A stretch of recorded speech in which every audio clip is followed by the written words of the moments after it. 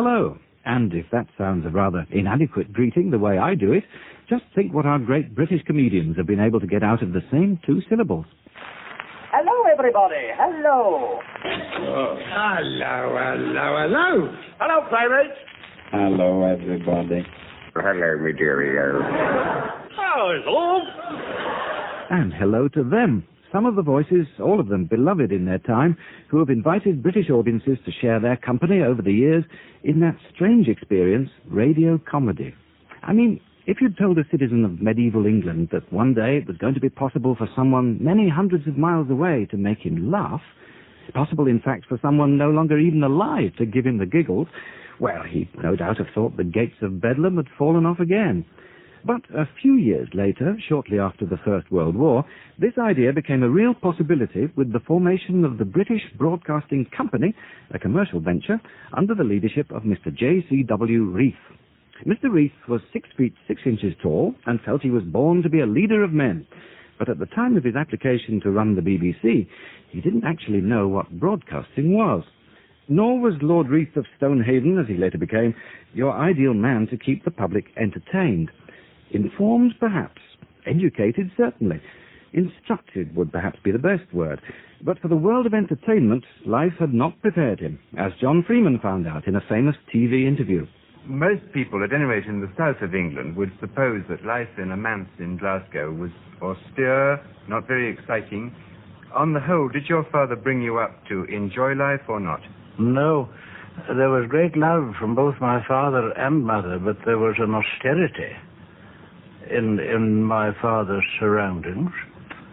And I never learnt that life was for living. Do I make myself clear? You do, yes. Yes, indeed he does. To be blunt about this, Lord Reith... Would you say you've got a sense of humour? Yes, I have a sense of humour, but not as much as I wish I had. A wish shared by Reith's colleagues at various times in the BBC's history. But fortunately, it wasn't only up to Reith to put things on the air, as the new poetic phrase had it. On his staff were people with an obvious flair for comedy, even if they indulged it in places you wouldn't expect. Take Captain Eckersley, for example. Peter Eckersley was an engineering maestro, genius, some said, and one of his tasks in 1922 was to test the primitive transmission and reception systems. The way Eckersley did it constituted certainly the most outrageous comedy performance heard on experimental radio up to that time. Hello, CQ. Hello, CQ. This is 2Emma Talk Ritzel testing. This is 2Emma Talk Ritzel testing. All right now. Sorry, CQ. We had a slight technical hitch. CQ, tonight we have a most marvelous thing that's going to happen. We are going to receive Rome. That famous Italian tenor, what's his name? Gridlico, is going to sing Non piuto furore pantissimo, which being translated means, it's very difficult. CQ, the concert ended. Sad wails the heterodyne. You must soon switch off your valves. I must soon switch off mine. Now we're going to receive it. There may be some atmospherics. There may be some jamming. There may be some oscillation. Whew! But hang on, CQ. We're just going to receive it now. So saying, he pattered off to a distant piano, a sort of goon show effect 30 years ahead of its time, and started howling his impromptu opera.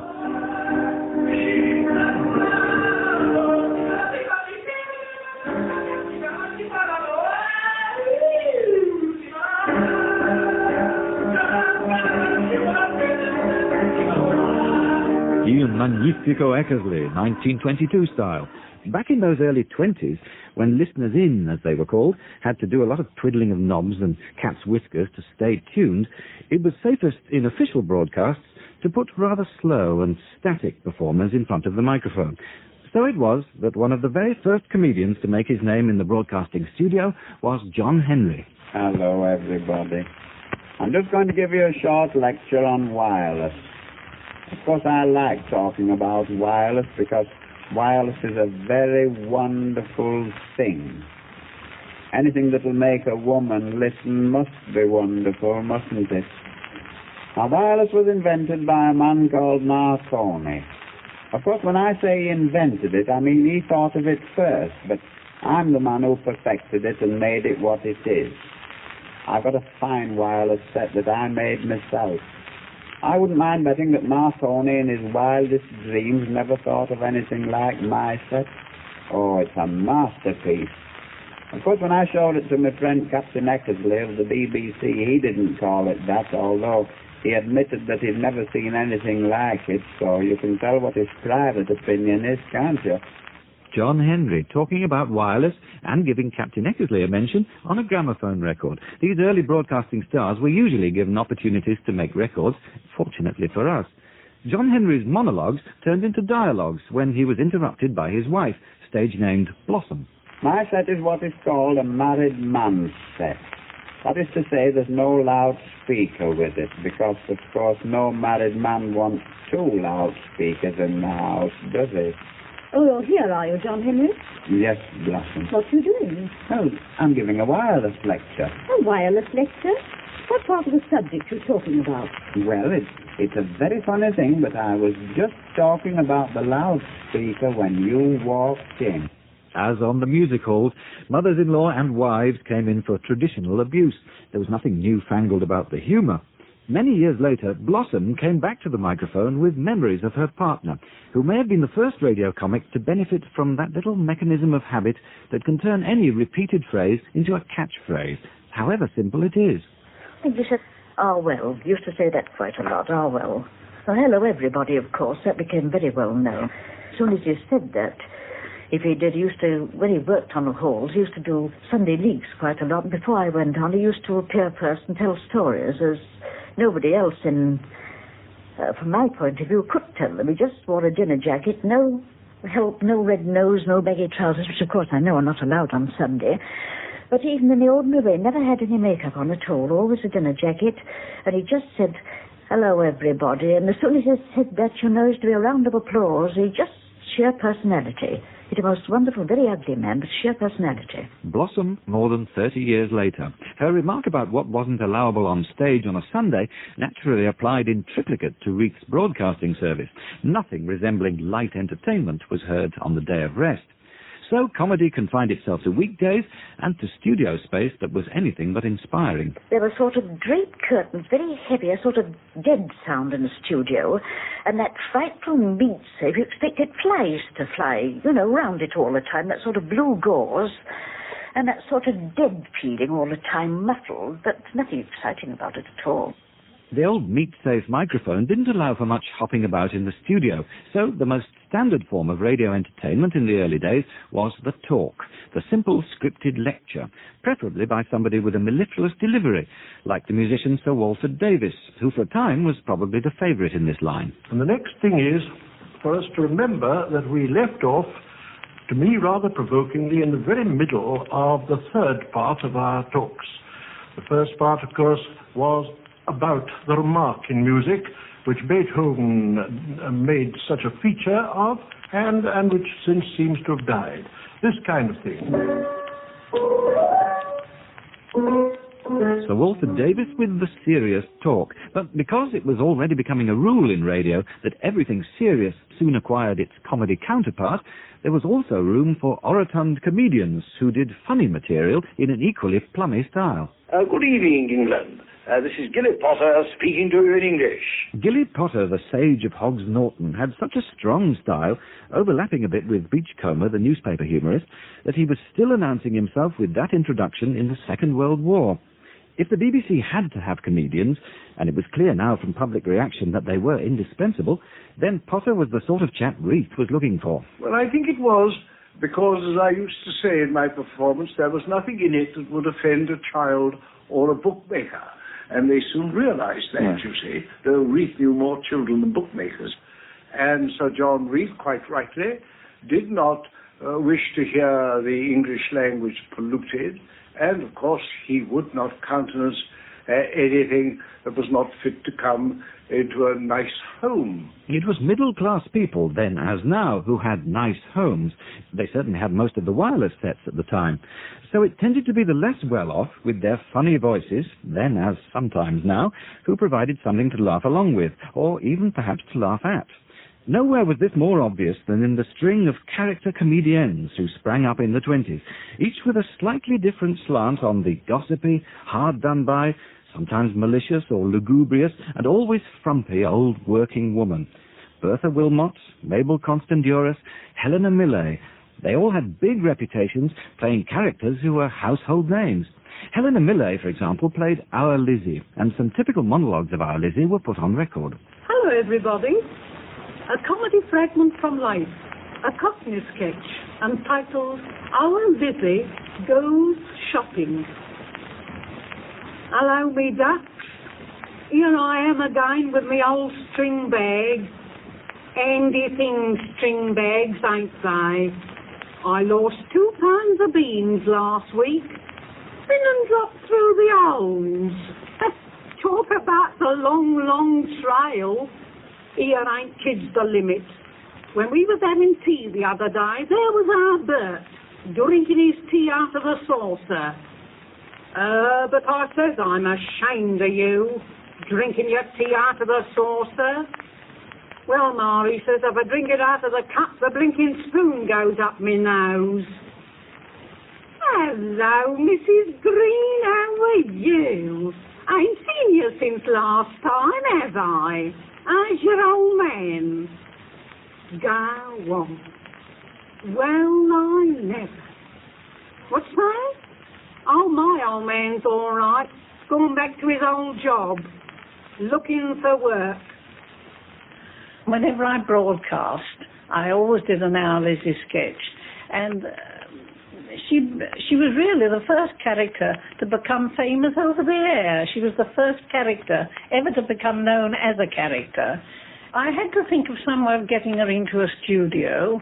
I thought of making her the laundry woman of the BBC, so she had some excuse of going in, coming to Savoy Hill and bringing the laundry for the various announcers and whoever was important and well known in the BBC in those days. She used to supposed to do Mr. Reith's laundry, and used to bring his shirts all tied up with blue ribbon, presumably, because he was so important. Helena Millais in 1959. Back in her broadcasting heyday, there was a natural tendency for comedy on BBC Radio to be in some way about the BBC. When you walked in off the street to talk to an invisible audience from one of those deliberately boring rooms called studios, there wasn't an awful lot more to go on. Newfangled radio services like weather forecasts got a lot of attention. Here's Mabel Constanduros, best known for creating the entire Buggins family in sound, playing Grandma of the clan, opposite Michael Hogan as Bert Hodges, the studio manager. Hello, Bert Hodges. I've been looking everywhere for you. Good heavens, Grandma, what are you doing here? I come to find that bloke what mucks about with the weather. What, the weather announcer? They have messed up the early as for me so far.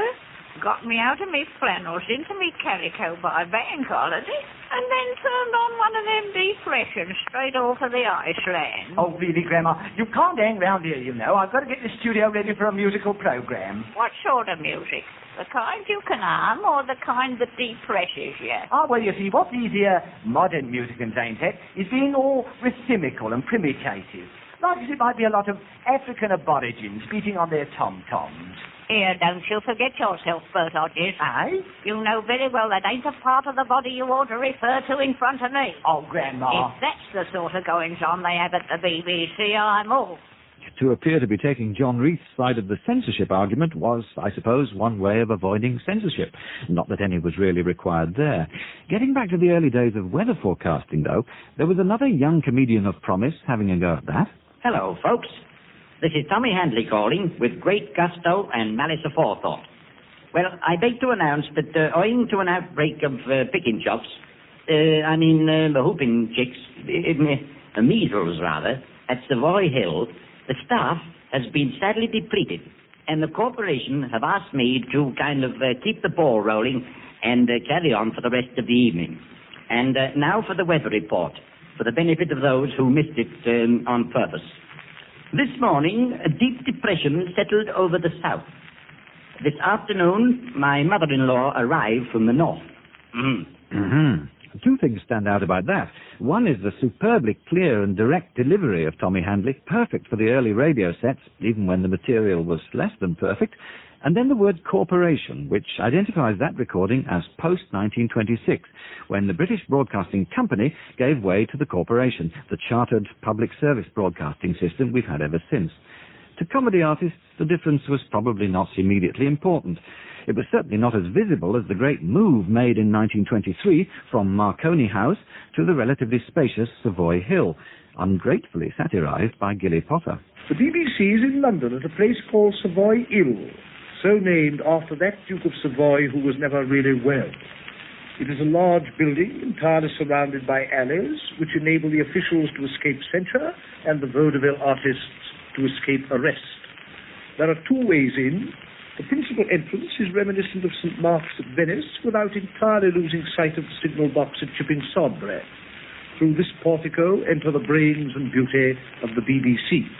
Not only Lady Mary Mouthorgan, who screams across England trifles of her own composition like The Squirrel's Breakfast and My Love Lies Bloodshot, but also Professor Turtlebuttock, the authority on old waistcoats, who pesters the public periodically with some such stuff as How I Avoid Sundays and Why Zulus Dislike Asparagus.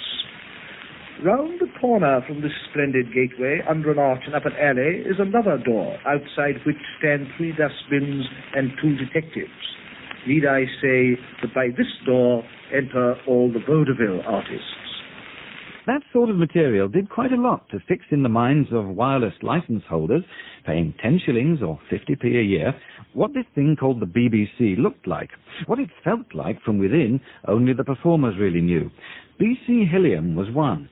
In 1926, he auditioned and was turned down, but within months, his new partnership with Malcolm McEachern as Flotsam and Jetsam was so successful that the two men were invited to broadcast. A fellow artist tried to put young Flotsam off. Norman Long, that genial entertainer at the piano with the wide, toothy smile, had been a 2LO pioneer and had warned me that this newfangled wireless was a nerve-wracking experience. You feel such a fool, he'd said, sitting there singing and playing to an invisible audience. You suddenly think of the thousands and thousands of unseen blighters all over the place listening to you. And you panic, and you start muffing your words and fumbling the tune. Well, avoid it, old son, Norman said. It'll take years off your life. Norman Long was, of course, quite right. It was a terrifying ordeal. So usual, indeed, were microphone nerves that technicians, themselves overawed by the thrilling potentialities of this new medium, were under instructions to pamper the broadcaster, never to hurry him or to leave him alone in a studio with the transmitting apparatus. Always to keep his mind off that vast, invisible army of listeners, and to see that he got a bracer, a tot of scotch or brandy, if he wanted one, from a well-stocked cabinet in the anteroom. This last-named amenity was in the charge of a gallant and gracious host, one Colonel Brand, who produced his magic key on your arrival at Savoy Hill, and again to fortify you on departure. All broadcasting ancients will recall Colonel Brand. His disappearance and the corner cabinet with him was only a matter of time. Both vanished all too soon. And among their first offerings was a song they soon put on record in June 1927. The record engineers made such a good job of it that it still gives pleasure today. In fact, I think it's one of the little masterpieces to have come out of early broadcasting. Little Betty Bouncer is kind to her people and a nice girl, more or less. But at present, no joke, she's causing her folks no end of deep distress. For she is quite mad about a man she's never met. And it's all through an innocent crystal set. Little Miss Bouncer loves an announcer down at the BBC. She doesn't know his name, but how she rejoices when she hears that voice of voices. Absolutely tireless, sitting at the wireless. Poor little Miss B. It's the man who announces with such a lot of passion in it. The Daventry shipping forecast will follow in a minute. Little Miss Bouncer loves an announcer down at the BBC. Flotsam and Jetsam, with B.C. Hilliam at the piano and his partner, the extraordinary Malcolm McEachan, sometimes billed on records as Basso Supremo. Our producer was Bertram Fryer, aided by John Sharman. Announcer, Stuart Hibbert, who was visibly embarrassed when our bouncer ditty turned out to be about himself and about how Betty had fallen in love with his velvet voice. North and northwest, but elsewhere the temperature will be about average. Outlook for Monday, probably rather unsettled. Second news, copyright preserved. The whole of today's news is overshadowed and darkened by a The velvet voice of Stuart Hibbert, as it was when little Miss Bouncer fell in love with it. A very Sunday sort of voice, but then on BBC Wireless it was Sunday most of the time, as far as rules and regulations went. Some rules were necessary because practical, like the card next to the microphone that read darkly, "If you cough, you will deafen thousands." But there were moral strictures, too, on broadcasting material. In time, these came to be enshrined in the notorious Green Book, the Variety Programme's policy guide, which prohibited almost anything that could have commanded a place on a seaside postcard. Honeymoon couples, lodgers and chambermaids, lavatories, fig leaves, and the habits of animals, especially rabbits. And, of course, ladies' underwear, which prompted the famous explanation in the Green Book, e.g. winter draws on.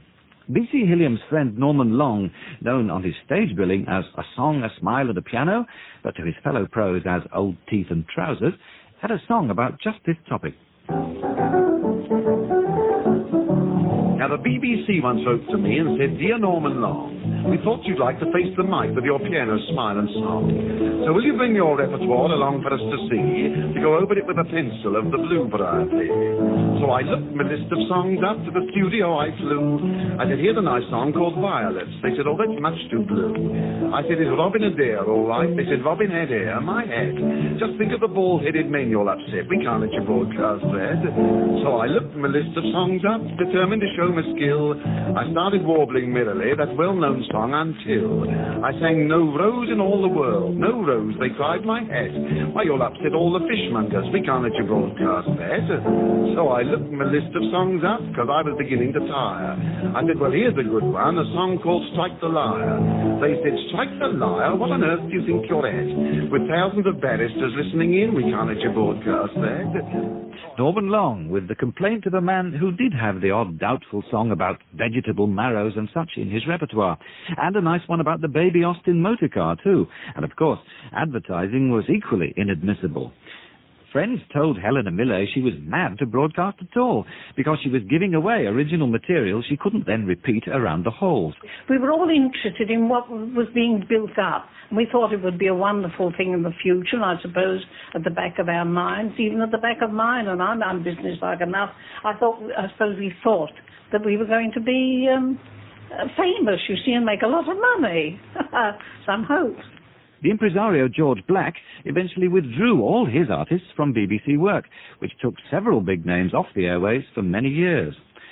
So while there were great stage veterans like Harry Lauder and new theatrical stars like Noel Coward, who were confident enough of their appeal to submit to the broadcasting ordeal, it was mainly in creating its own stars that radio first succeeded. Would the name of Willie Rouse, for example, have been legendary in music hall? Maybe not. But as Wireless Willie, he took his chance and had his brief period of fame.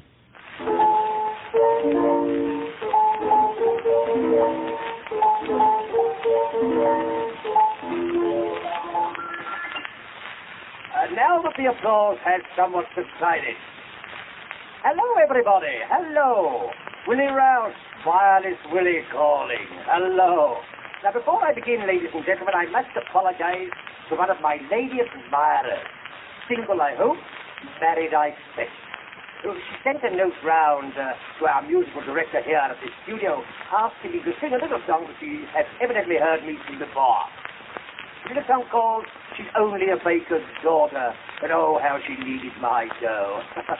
An awfully pretty song, and I sing it awfully well. Mind you, it's a companion song to a little song I used to sing very many years ago. Perhaps some of my older friends will remember it. Entitled, Don't Go Down the Ladder, Daddy, We've Taken It Away. Now for the little song, somebody pushed me.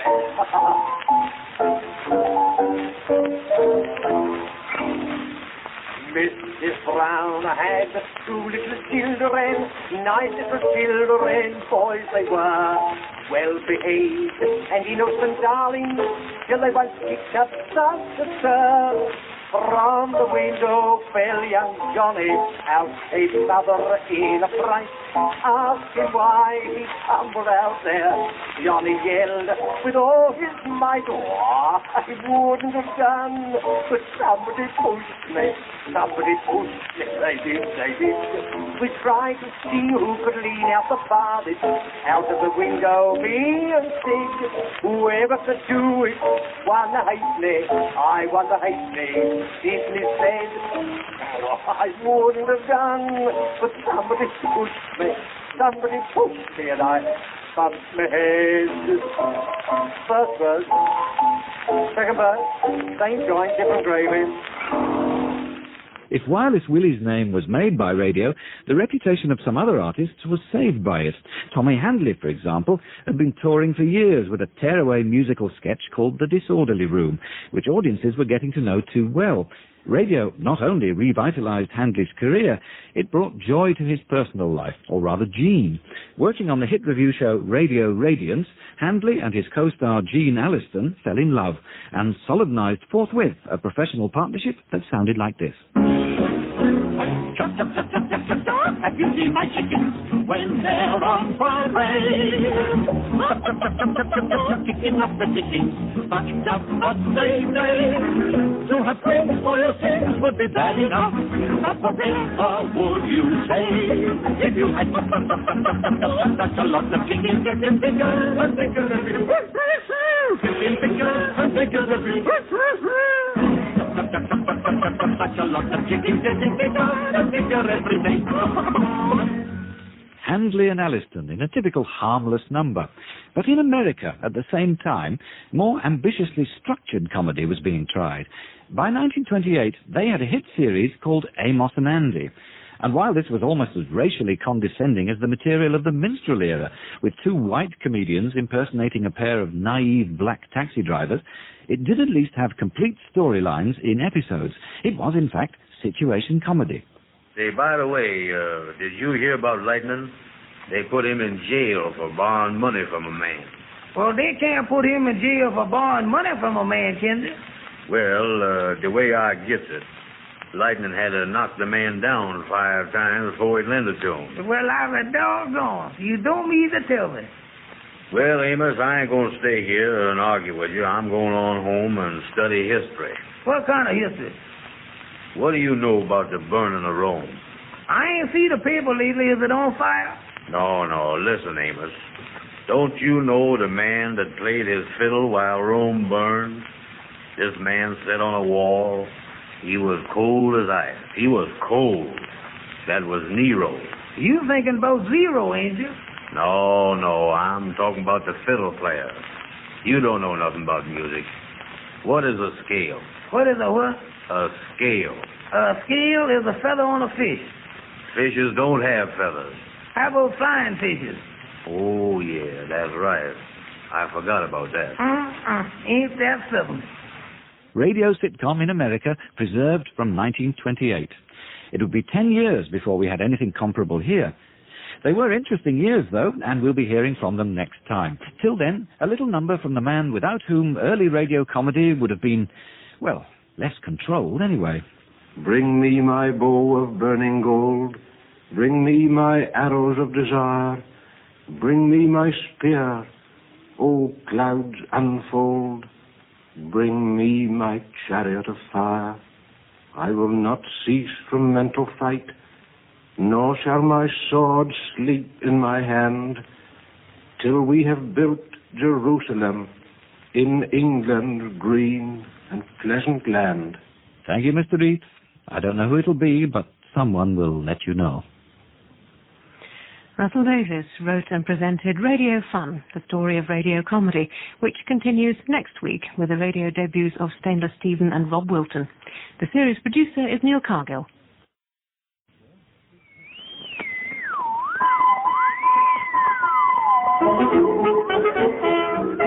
Hello.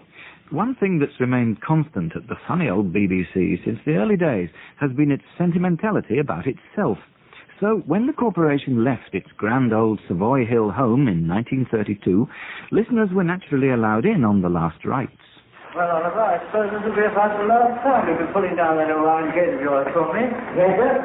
It really is the end of Savoy Hill. So, here it goes.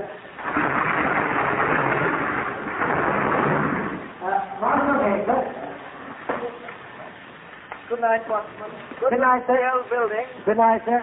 Good luck to you all, sir. And with a final tug of the forelock, off they trooped to Broadcasting House, the battleship of Portland Place, which is where I'm speaking from now. So in one sense, radio comedy has been resident here ever since. More often than not in the 30s, though, comedy came from off the premises, from whatever auditorium suited the purposes of music hall. St. George's Hall was the new headquarters of the variety department, because it was the age of the variety turn, and radio followed theatrical practice faithfully by just bringing them on and playing them off. Stainless Stephen, for example, the Yorkshire comedian, whose real name was Arthur Clifford. By 1933, he'd been a broadcaster for 10 years, but there was nothing essentially tailored for the wireless about his performance. It was just his stage act, with its topical references and his personal trademark, his spelt-out punctuation. I am now flashing my electric studs, red, amber and green, from my stainless steel shirt fronts, as I'm the first pedestrian to be fitted with automatic lights under the new Road Traffic Act. Of course, I've a car, a little baby 5. It used to be a baby 7. But when the Prime Minister, Right Honourable J. Ramsay Ditto -O, MacDonald, called on the country to economise, I had to file off the back cylinder to cut down the overhead expenses. And now, having given the illusion that I'm a comedian, will now sing, said he, inflating torso. Let's sing a song about Great Britain. Listen to what I say. Come under the flag that we are proud to hag. Strange things happen every day. Scotch whiskey must be getting back to pre-war strength, I guess, as a monster sea serpent is reported in Loch Ness. For me to go and catch it, they've sent an SOS from the land of hope and glory. Let's sing a song about old England. Our flag is the Union Jack and in descant. We stop building ships, there's not a pronounced slip. The toll straight to its deepest light. Joke that you enjoy my singing is my sincerest hope. The producer has just whispered, I want something for my throat. When I asked him what he said, the best thing for it is a rope. In this land of hope and glory. Stainless or shameless, Stephen, in an early edition of Music Hall. The traditions of stage music hall were maintained even in the billing matter, which was recited as though the announcer were reading it off a poster. This is the national program. Ladies and gentlemen, Music Hall. Those taking part are Arthur Askey in soothing buffoonery, Les Allen and Kitty Masters, the radio idols, with their pianists, Laurie Day and Jimmy Turnbull, Rupert Hazel and Elsie Day in harmony-larity, Leslie Hatton, the air craftsman, Billy Cotton and his band, Britain's master of comedy, Will Hay and his scholars, and the BBC Variety Orchestra, conducted by Charles Shadwell, who will begin, as usual, with our signature tune, The Spice of Life.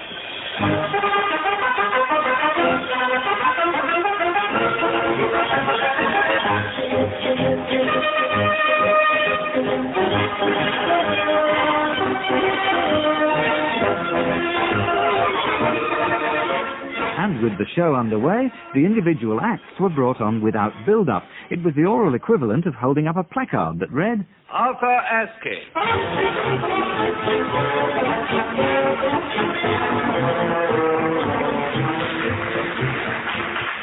Hello, everybody. That's the only bit I know without looking at my words. Oh, good evening, Ben. What about my signature tune? Good old Brahms. Do you know, I asked the chap the other day if he liked Brahms, and he said he preferred shrimps. I didn't laugh either. Anyway, that wasn't Brahms. That wasn't Brahms, it was Bizet. Bizet! Pardon? Ah, vous parlez français almost as good as vous parlez anglais. Anyway, you're quite right, boys. Bizet, not Bizet. The tea is weak as in boarding house. Now, pay attention, boys. Bizet wrote two very famous works, Carmen and Little Man, You've Had a Bizet Day. Excuse me, Mr. Shadwell, does your band play anything by request? Oh, yes, rather. Ask them to play poker while I'm on, will you? Nice fella, Charles, aren't you, Charles? You know, Mr. Shadwell and I studied together in Paris, didn't we, Charles? Yes, not the same subject. Not the same subject. No, you're quite right.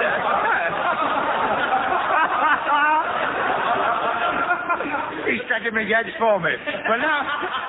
Not Arthur's finest hour on radio. A cynish audience by the sound of it, a couple of gags that didn't go, and then having his punchline pinched by Charles Shadwell, whose cackling laugh was a feature of these shows. Still, Arthur's glory days were yet to come, and he certainly was looking forward. I always know when my barber's in the audience. He always applauds like this. That'll be a better gag when television comes in. Quite so, and it very soon would. For the time being, the big entertainment hit of the airwaves was the dance band, and quite a lot of radio comedy was carried along by music. The lively head of Variety, Eric Maschwitz, was certainly not against that. He was a songwriter himself. These Foolish Things was one of his. So every band had its repertoire of silly ditties. Jack Payne, for example, who ran the resident BBC dance band for some years, could generally call on the services of a freelance expert in comic songs like Leslie Saroni. As singer and writer, Saroni was ubiquitous among comedy band records of the time, and sometimes, as here with Jack Payne, he shared the billing with one of the comedians who was hitching a ride, as it were, on the dance band craze. We're a happy family, I'd like you all to know. We live with Uncle Joe in a little bungalow. It has got a garden and it keeps him on the go. When someone says, where's your uncle? We just answer, oh, he's mucking about the garden, always on the go. Seeds begin to show, weeds begin to grow. Mucking about the garden, dear old Uncle Joe. Works for hours among the flowers and then begins to crow. Everything is lovely, lovely, everywhere, everywhere. Morning, noon, and night he's on the go. Oh, mucking about the garden, dear old Uncle Joe. Seems ripe tomatoes, apples or plums, watching his onions grow.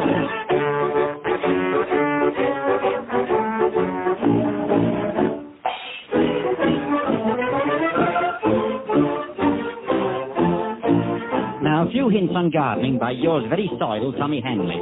First of all, you must purchase suitable tools, such as a spade to cut the earthworms into assorted lengths, a wheelbarrow to carry out their remains, and a watering can in case the caterpillars turn thirsty during the night.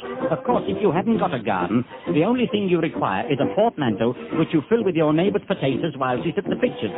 Then you buy the seed in penny packets, each packet bearing an illustration of the flower, designed by an optimist and coloured by Ananias. And if your rhubarb is backward, bend it forward. Tommy Handley, appearing there in the professorial or lecturing guise that was one of his standard radio styles. It was also a great time for official double acts, like Clapham and Dwyer, and this one, Murray and Mooney. Strolling along together down memory lane. Strolling along together, we'll be happy. I say, just a moment, what's all this knocking going on here? Go on, you're not interfering with me. I've been sent round to mend the piano. Look at it, the side's falling out. Mend the piano, my good fellow? Don't you understand I'm singing? You're singing? I said singing. Why? Why? This is my living. Your living, my living. Oh, you won't live very long. Don't you understand this is my bread and butter? Bread and butter. With a voice like that, you'll never get jam on it. I do this, my good fellow, to keep the wolf from the door. What do you do, sing to it? Murray and Mooney. And there were female double acts, too, like Ethel Revenell and Gracie West, and Elsie and Doris Waters, alias Gert and Daisy, who proved that the process of being asked to broadcast was still novel enough to be sung about, if by now rather satirically. Miss Waters, could you and your sister broadcast, if you're free, in Vaudeville, 8 minutes, on October the 5th for me? We mustn't inconvenience you. You're busy, we expect. But we simply adore to have you. What? Oh, well, words to that effect. We say we'd be delighted. Thank you very much. But they... say no, thank you. We say thank you. Oh, no, thank you, they say. We thank each other once again, and Gert says with a laugh, what another face in a vaudeville? And Daisy says, not ours. How It Feels to Broadcast, that was the actual title, by Elsie and Doris Waters. Not known solely for comedy, but for all-round storytelling, was A.J. Allen, whose real name, though it was kept from the public for many years, was Captain L.H. Lambert. He had a job in the Admiralty and always arrived at the studio in his civil service rig with dispatch box and umbrella. He was extremely precise in his requirements, which included a high stool next to the microphone. And by all accounts, he always brought a box of matches in case the lights failed. His scripts were pasted onto cardboard to minimize noise, and the minutest details of performance, like pauses, sighs, and even coughs, were noted on the cards. And it all came out like this. The story so far is that while on holiday, the narrator has gone to elaborate lengths to return an expiring prawn to the sea. Well, now comes the extraordinary part of this story. Soon after we came back to London, I had to go to a very big and very dull dinner at a restaurant. I shan't tell you which restaurant because I mustn't advertise it, and the cooking was beastly. But, and this is the point, the second course of this dinner consisted of some obscure form of lobster trimmed with prawns. Well, I was looking at the bit they'd given me with a certain amount of distaste and apprehension when one of the prawns that belonged to it suddenly came to life. It sprang out of its tuft of lettuce and advanced to the middle of the plate. And when it got there, it took up an attitude like a praying mantis, if you know what that is, and it generally did everything it could to attract my attention. As soon as it saw I was looking, it addressed me in a thin, piping treble. I can't imitate its voice, but it said, you probably don't remember me, but I'm Percy. I said, on the contrary, I remember you perfectly, and how do you do and all that, but what's your particular trouble at the moment? He said, it's simply this. I beg of you, in fact, I beseech you, not to have any of this lobster. I said, my dear good Percy, of course I won't. I wouldn't dream of such a thing. But tell me, why are you so anxious that I shouldn't? And he said, don't ask me, because I'm much too boiled to answer questions, but don't eat any, that's all. And he tottered back to his lettuce leaf. Oh, just then, the waiter took my plate away, so we couldn't talk any more. But the strange thing is that during the night, no fewer than 17 of the people who were at the dinner were taken very seriously ill, and one of them nearly died. Now, what do you think of that? Well, now that you come to ask, I think that several well-known broadcasters of later times, from Basil Boothroyd to John Ebden, sounded as though they learned a little bit from A.J. Allen. His Englishness was almost exaggerated. The domineeringly fussy female characters of Arthur Marshall certainly were. Marshall's Nurse Dugdale was a grotesque, though you have to remember that the women he was guying, if that's the right word, were of course all over 40, and therefore bona fide Victorians. Some of them really did go on something like this. I don't know what to do with Louisa. She is completely under the influence of her headmistress, and absolutely refuses to wear a corset, even when I take her out visiting during the holidays. How very dreadful. And I always thought she had such a good figure. She'll not keep it if she won't wear a corset.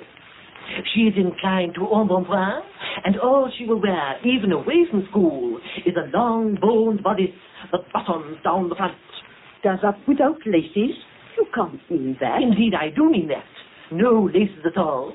Simply buttons down the front. Louisa insists that she can't breathe properly in anything else.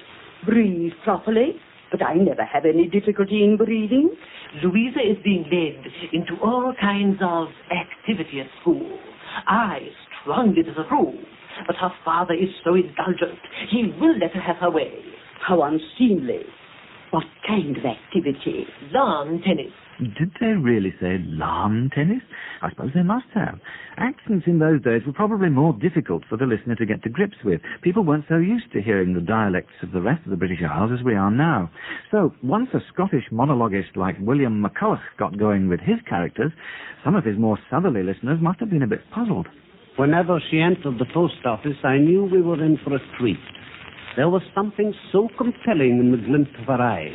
And then she began to talk. And she talked. And not even the withering looks of the red-headed clerk behind the brass screen could bar the spate of her eloquence.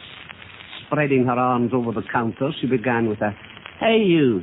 Are you the post office? Well, what I want to ken is, here, can you not take away that wire netting thing? Doesn't seem natural, like, speaking through that as if you were a monkey at the zoo. What's that? Oh, you can't take it away. I will never heed. I'll just try to mind you're no a monkey. What I want to ken is who I gie about getting the pension.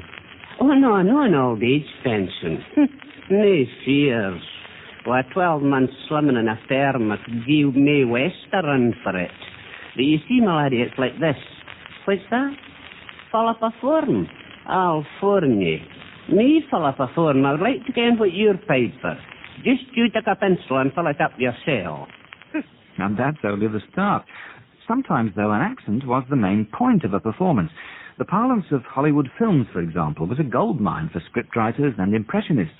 And though it's hard to recreate the effect now, because so many of the American expressions involved have become so familiar, a lot of the lines Kenway and Young come out with here were quite shockingly new. This is Kenway and Young to give you an impression of the American Uncle Mac telling the story of the 3 bears.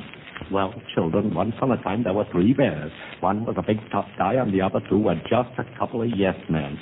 Well, these bears sat down to a bowl of porridge apiece. There was a big bowl, a middle-sized bowl, and a little tiny bowl. Anyway, the big tough guy of the bears said, "Listen, you guys, this stuff's too hot, I guess. Let's go for a walk around the block. Come on, let's get going." The other 2 bears said, "Okay, pal, whatever you say," and they all went out. Well, there was a certain blonde dame called Goldilocks. She'd gotten herself lost or something. Anyway, she saw the bear's house, and she said, "Oh, my, is that a swell house, or is it? I say it is, and just a minute. The door is open. Guess I'll take a look around." Well, she went right inside and saw all this porridge lying around looking kind of lonesome, so she said, "Well, what do you know about that? Porridge. A big bowl, a middle-sized bowl, and a little tiny bowl." Well, she tried the first 2, that was the big bowl and the middle-sized bowl, and finally she settled on the last bowl, which was the little tiny bowl. Or have I said that before? Yes, and he'll say it again. The racial diversity within these islands was beginning to be noticed in comedy too. And though it would be rare on radio to hear a character sketch performed in Yiddish, Ai, coisa mal feita, wenn ich so nach Segel und das Siege von der Spitul, ich will nur mit Kranke, ich habe gerade gesagt auf dem Fenster, ich habe die Winge, ich habe die Brillen.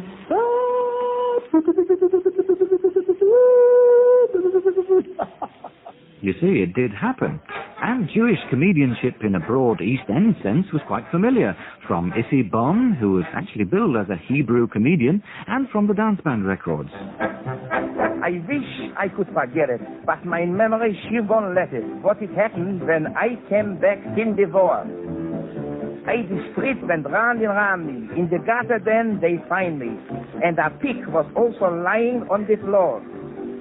So we sang in Tipperary, and what a bell was merry. Then Montgomery Feingold, who passed by, was heard to say, "Tell me, is mine eyes mistaken? Which is Max and which is bacon?" So the little pig got up and walked away. Yes, the pig got up and slowly walked away. Slowly walked away. Slowly walked away. Yes, the little pig got up and shook the head in shame as he slowly walked away.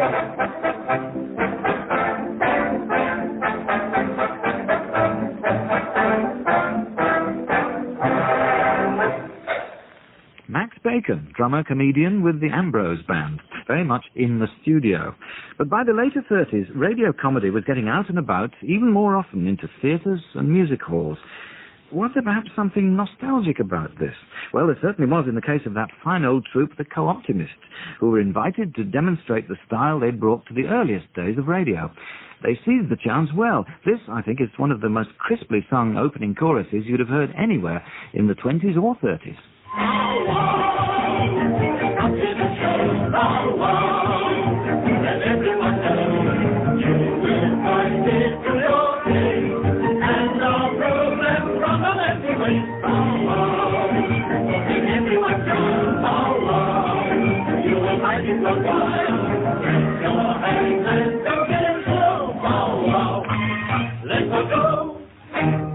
And after a small pause for regrouping and catching of breath, spokesman Davy Burnaby came forward to continue the tale.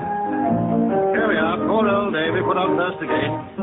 Put on old Davy whilst they're banging the streets down, that's what they always say. Of course, we don't mind the bangs a bit. The more bangs, the merrier. Every bang, 12 and a tenner. Oh, look, bang, bang, bang, bang, bang, bang, bang. We are doing well, aren't we? Well, first verse, if I can remember it. Now, if success in life you'd win, you must give an eye to detail. All good millionaires begin by the sale of something retail. To any man who would propose Dame Fortune's cakes to batter, this little secret I'll disclose. It's a little thing first that matter. A little thing first that matter. It's a little bit of this and a little bit of that and a little bit of something too. For your money will amount to a very large amount, and the penny you will not poo-poo. But I beg you all, whether great or small, to obey this golden rule. It's a little bit of this and a little bit of that and a little bit of something too. A little bit. Now, when I was... Hey, whoa! Just a moment, please, if you don't mind. I hope you realize there's a second verse to this song. Quite. I say there's a second verse to this song. Quite. May I ask why this varsity accent?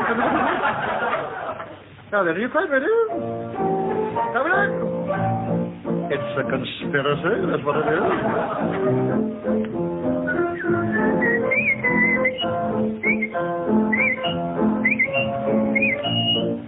I say, I do hope I'm not causing a draft in the front row of the stall. By now, the impresario George Black had seen the error of his ways in withdrawing his music hall stars from BBC Performance, and the corporation could cast its net more widely. So, in 1938, new head of variety John Watt welcomed listeners to an unfamiliar location for an outside broadcast, or relay as they were called then. Good evening, ladies and gentlemen. I'm speaking to you now from the side of the stage at the Holborn Empire, London's real music hall. This is the first of a series of fortnightly relays from this theatre, and as it's rather a long time since we've done any broadcasting from a music hall in central London, this is something of an occasion. The first house is in full swing now. Will Fife's on the stage, just making his exit for his first number. You can probably hear the music. You can also hear his applause, I expect. It was, as you probably heard, that old favourite of his, I Belong to Glasgow. When he has a couple of drinks on a Saturday, Glasgow belongs to him. Well, now they're playing the music while Will Fife goes off and changes on the other side. I should tell you that Sidney Captain and his orchestra are the band here in the pit. The stage is all dark now, with Will Fife with a little light over on the other side, making his change. He'll come back in a minute disguised as the chief engineer of the good ship Spendthrift, whose port of registration is quite obviously Aberdeen. As a matter of fact, it's painted on the set, so that isn't my gag. Entrance music still. He'll be on in a minute.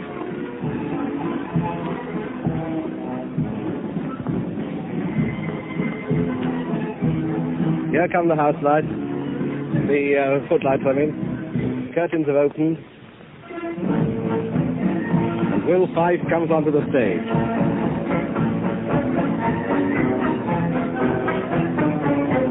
That was his cue, but he hasn't come on yet. The line's over to him.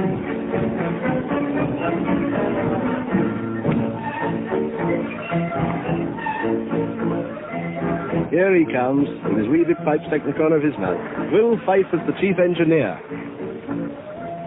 Now perhaps you wonder who I am, but I'll make the pipe right clear. I'm the boss upon the ship, I'm the old Scotch engineer. The ship can't sail without me, and no matter where I go, I'm a bit of a top, but I mix with the nuts, and the engine's down below. And I'm fond of the rolling sea, behind the roly-poly sea. And if you were a sailor, you would say the same as me. And when I get ashore again, and I've had 2 or 3 days, I always have the feeling that I'm still upon the sea. As you can gather, this business of relays got to be something of an end in itself, listeners being invited to be impressed at least as much by the technical complexities as by the comic material.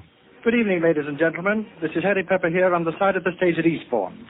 Before we start, I should like to tell everyone that this program is going to be very, very difficult. All 4 companies take part in this program, and all actually speak to one another. The complete broadcast involves nearly 1,000 miles of landline, 20 microphones, a dramatic control panel, and 4 subsidiary ones, and a very big squad of engineers.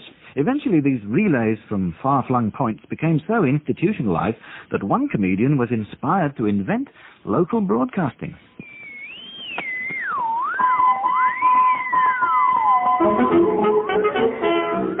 Hello, everybody.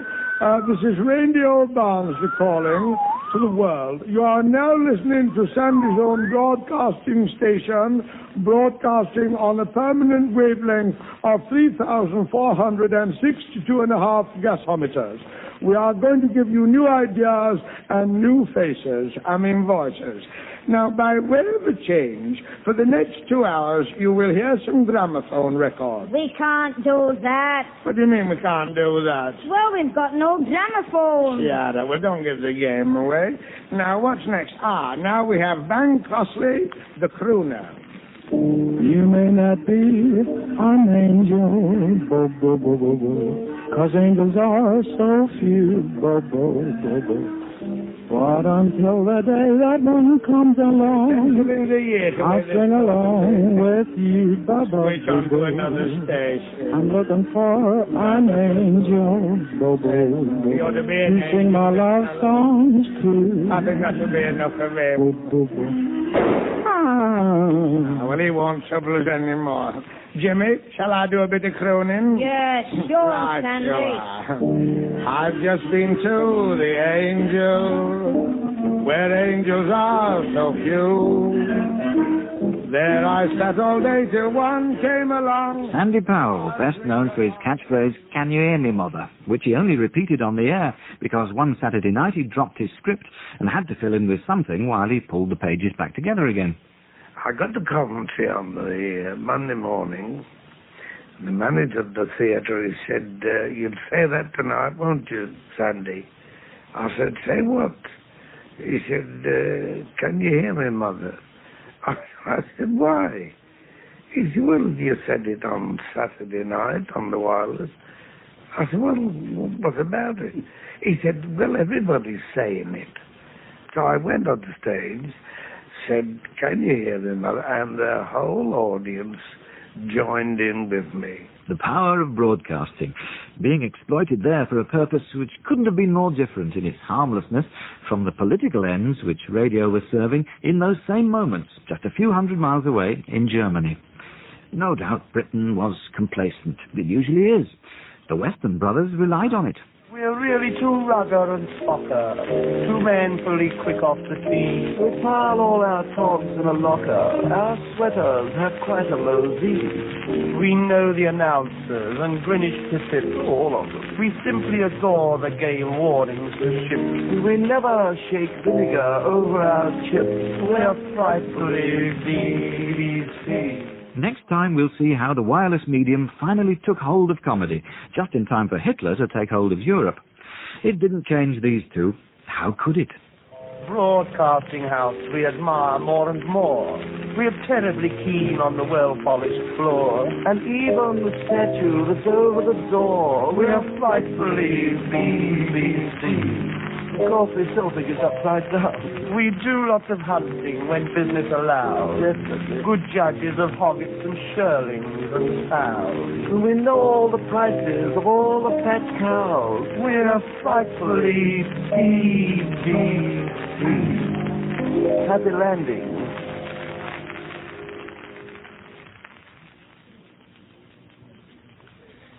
Russell Davies wrote and presented Radio Fun, which returns with Episode 3 this Friday lunchtime at 12:25. And the series producer is Neil Cargill.